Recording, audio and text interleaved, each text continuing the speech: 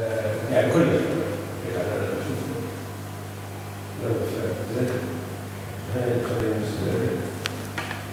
ربما تبدأ ملاحظات من طرف الأستاذ الشيخ.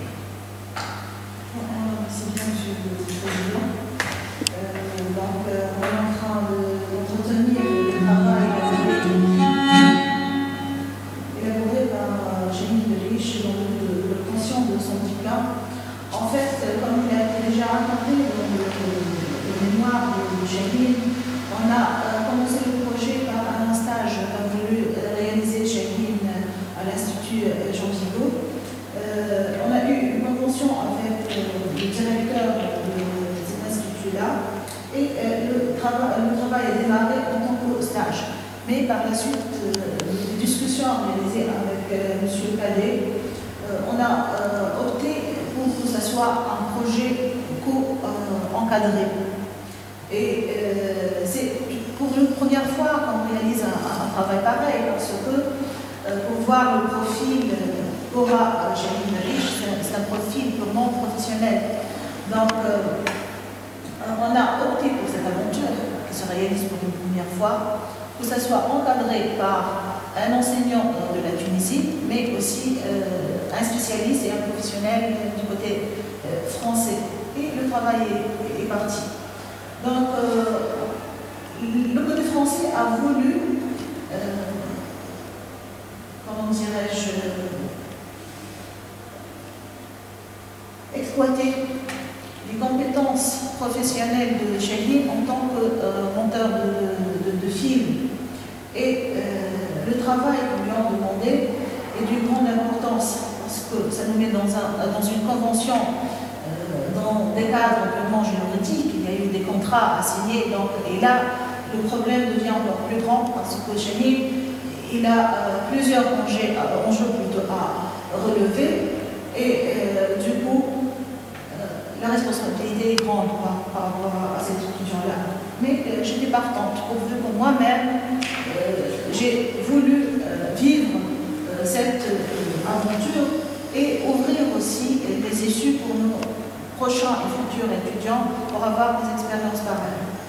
Donc, Jérémy a élaboré ce travail, ce projet, dans un cadre purement professionnel. Donc, il avait des instructions, il avait un calendrier à respecter convenablement et le travail techniciste de Jérémy posait aussi d'autres problèmes, comme il a déjà dit, d'ordre réflexion. Donc, la réflexion qu'a fait Jérémy Riche et la question fondamentale qu'il a posée, si on peut dire la problématique fondamentale de son travail, consiste à comment transmettre cet esprit français, comment préserver cet esprit français, la manière de faire, la manière de vivre l'espace, la manière de produire un produit français pour les Français eux-mêmes. Donc c'est pour ça qu'on ne trouve pas sa personnalité en tant qu'étudiant tunisien qui a sa propre formation, sa propre culture. Donc il a voulu répondre dans les règles de l'art à ce qu'il demande. Donc, il y avait un cahier de charge à respecter vis-à-vis de ce contrat-là, parce qu'on le sait très bien, un projet, c'est avant tout un contrat entre plusieurs partenaires. Et là, je suis bien satisfaite de ce travail parce que, comme je l'ai déjà dit, à connaître aussi le caractère assez dur de Jérémy, c'était pas facile que Jérémy travaille sous les instructions de quelqu'un. Donc il avait ses propres choix, mais là, il était obligé à opter pour d'autres choix, à travailler pour d'autres choix, et il a réussi à transmettre cela.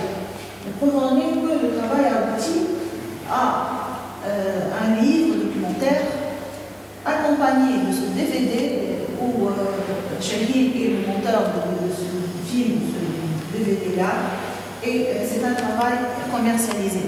Donc, pour un profil de professionnel étudiant en master professionnel, là, le travail, je vois bien qu'il aboutit. D'ailleurs, il a été exposé en novembre, c'est ça? En novembre. Donc, pour moi, peut-être bien c'est subjectif, mais je travaille pour une première expérience, elle est réussie, malgré les lacunes qu'elle pourrait avoir. Parce que là, il faut aussi dire que ces films sont collectés durant plusieurs années. Ils sont réalisés par non seulement des professionnels, mais aussi des amateurs. Et là, donc, il était devant quelque chose avec laquelle il devait faire.